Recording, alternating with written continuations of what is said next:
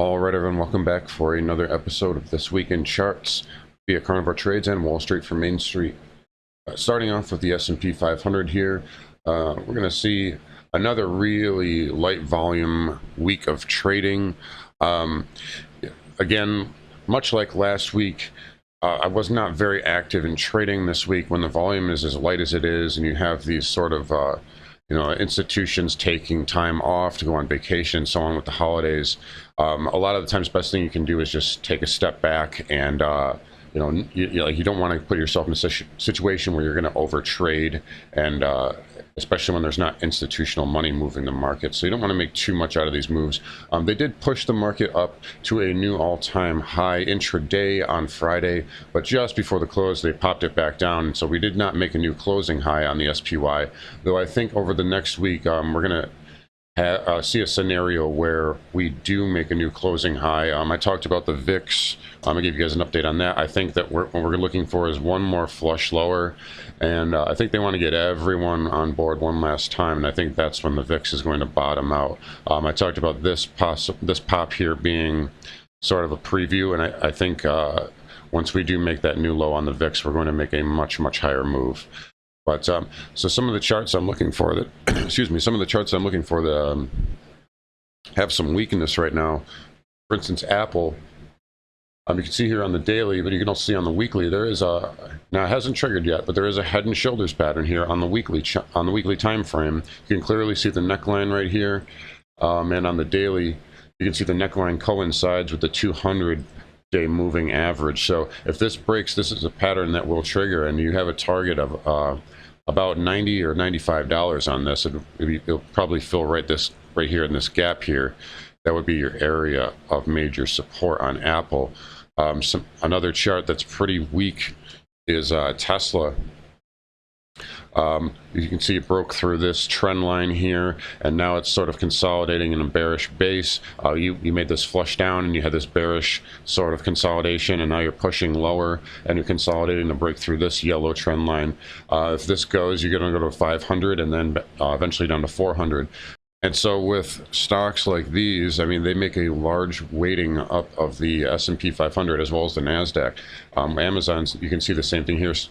This move lower and now putting in a bearish consolidation. This is setting up to move down to 2,900. So you have these major mega cap companies. If they start to roll over, it's going to put a lot of pressure on the overall market. So that's something we're looking at. Also, Bitcoin. You can see here, Bitcoin also consolidating bearish. You have the flush down, and then you can see this clear sort of little wedge here. So we'll see which way this breaks. I still think there's a chance that Bitcoin could trade up and retest the breakdown pivot. But as of right now, this is all sort of bearish kind of chop right here. So that's something I'm keeping an eye on very closely.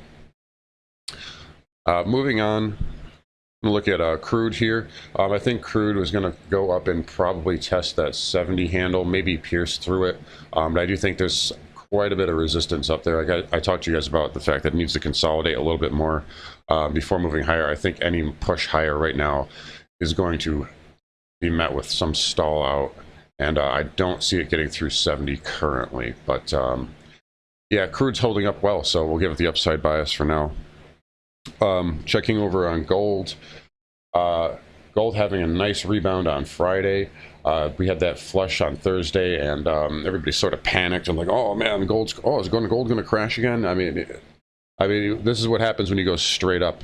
You're going to be met with some resistance at some point. Nothing goes up in a straight line forever. This is nothing more than a technical pullback. I'm looking to buy the dips. If you look at the charts of some of these mining stocks, Agnico Eagle, look at this nice little bullish consolidation here. I think your area to add would be in the $68 area. If you're looking to accumulate this, or at the 50 moving average, as you see the 50 is upsloping, that's your area to add shares of Agnico.